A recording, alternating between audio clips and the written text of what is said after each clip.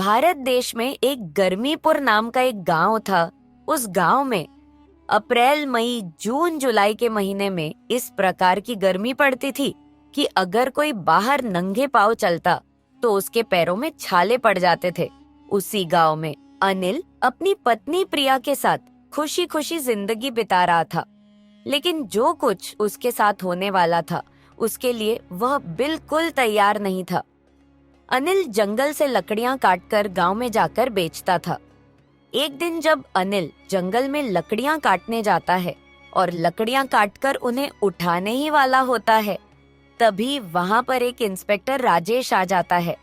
अरे कौन है तू और जंगल से लकड़ियां क्यों काट रहा है?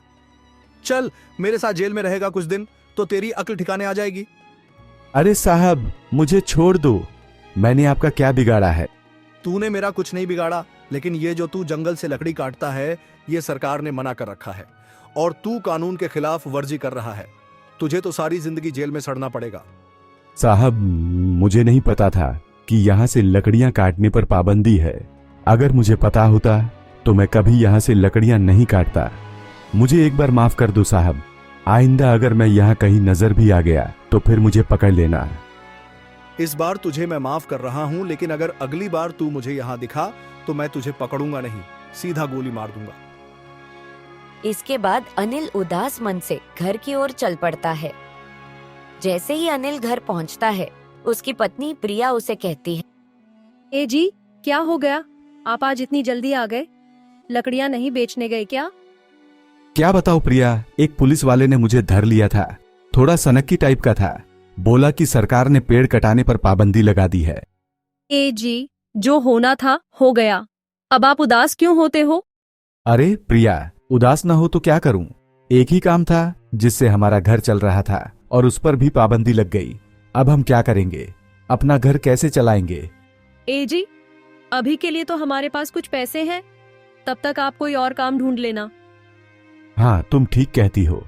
और दूसरा कोई चारा भी तो नहीं है। इस बार तो गर्मी ने पहले ही दस्तक दे दी है। अभी तो गर्मी शुरू भी नहीं हुई और पसीने से सारा शरीर तरबतर हो गया है।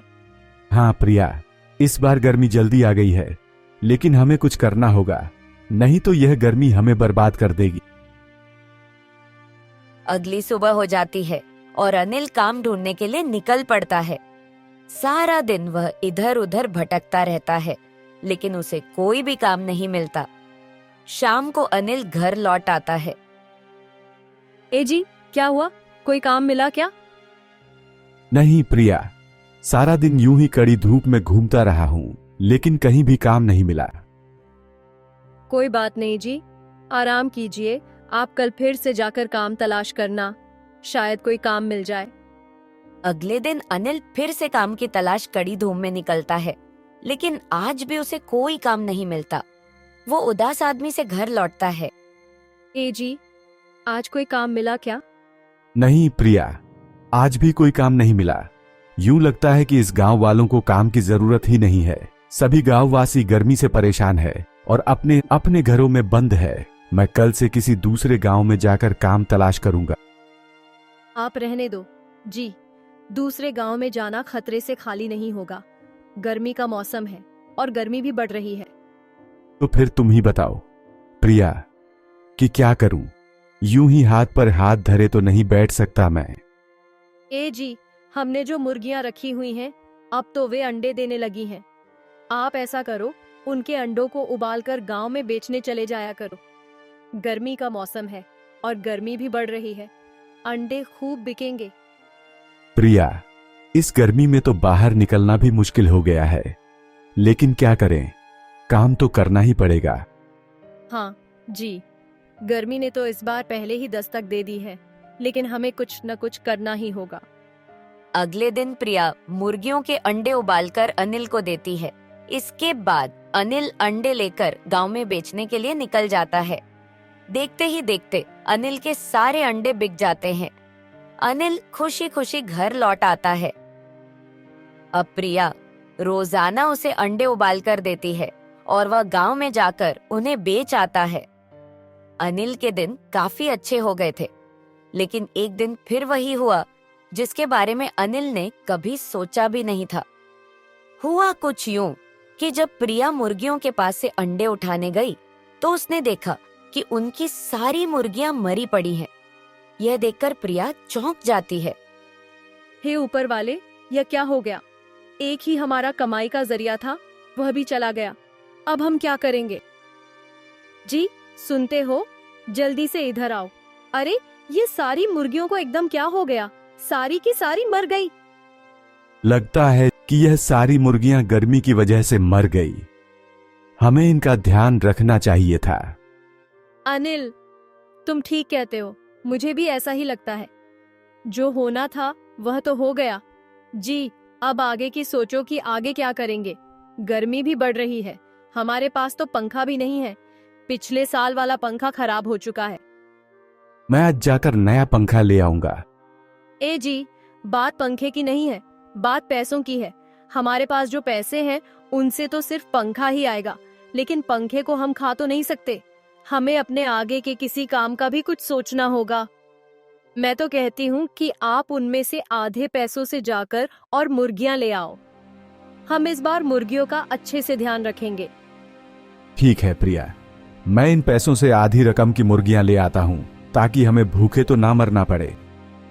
इसके बाद अनिल बाजार जाता है और कुछ अंडे देने वाली मुर्गियां खरीद लाता है। प्रिया, मुर्गियां तो मैं ले आया हूं, लेकिन मेरे दिमाग में एक ख्याल आया है। देखो, हमारे पास जो पैसे बचे हैं उनसे मैं बाजार से कुछ कपड़े और जंगल से एक लकड़ियां लेते आता हूं। तुम उससे एक हाथ पंखा बना देना। आप ठीक कह रहे हो जी। तो फिर देर ना करो, जल्दी जाकर बाजार से कपड़े और एक डंडी लेकर आओ। इसके बाद अनिल बाजार जाता है।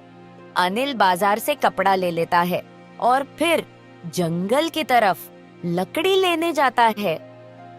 तब भी वहाँ राजेश इंस्पेक्टर आ जाता है। मैंने बोला था ना कि तुम जंगल से लकड़ियां नहीं काट सकते। तुम्हें एक बार में बात समझ नहीं आती। अरे नहीं इंस्पेक्टर साहब, मैं यहाँ लकड़ी नहीं काटने आया हूँ। आप खुद देख लीजिए, मेरे पास कोई कुल्हाड़ी भी नहीं है। मैं तो सिर्फ हाथ पंखा बनाने के लिए सूखी लकड़ी लेने आया हूँ। अच्छा फिर ठीक है, तुम जितनी चाहो उतनी सूखी लकड़ियां ले जा सकते हो। अनिल सूखी लकड़ी और कपड़े लेकर घर पहुंचता है। प्रिया जल्दी से हाथ पंखा बना देती है, जो दिखने में बहुत अच्छा लग रहा था।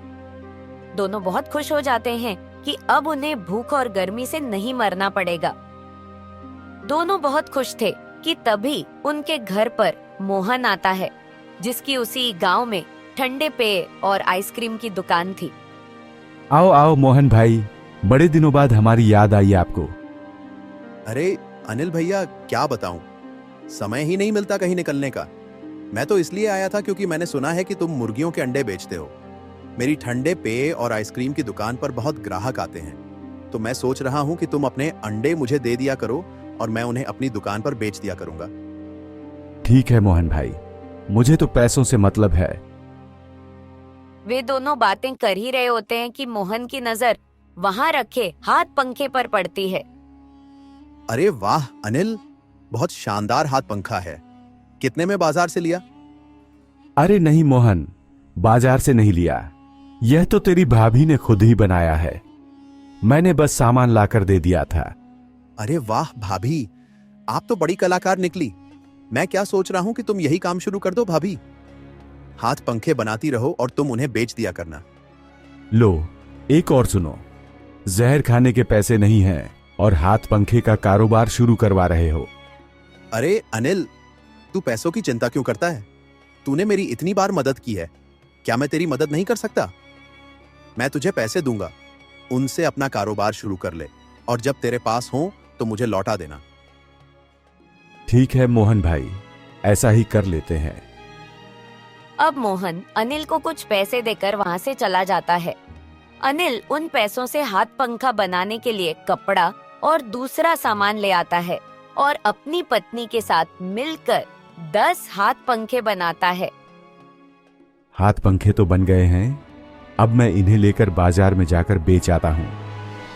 अनिल बाजार में उन सारे हाथ पंखों को थोड़े ही समय में बेच देता है और फिर और सामान लेकर घर लौट आता है। अब वह और भी ज्यादा हाथ पंखे बनाता है और उन्हें बाजार में बेचता है। थोड़े ही दिनों में उसका काम अच्छा चलने लगता है। अब वह मोहन के पैसे भी लौटा देता है। अनिल आधे पैसों से और मुर्गियां खरीद लेता है और आधे पैसों से अपने हाथ पंखे का कारोबार बढ़ा लेता है। दोस्तों, अगर आपको यह कहानी पसंद आए तो इसे अपने उन दोस्तों के साथ जरूर शेयर करें जो कहानियां पढ़ना पसंद करते हैं, और चैनल को सब्सक्राइब करना न भूलें। तरह अनिल और प्रिया ने गर्मी और सर्दी के बीच संघर्ष करते हुए अपनी जिंदगी को संवार लिया। Yeah.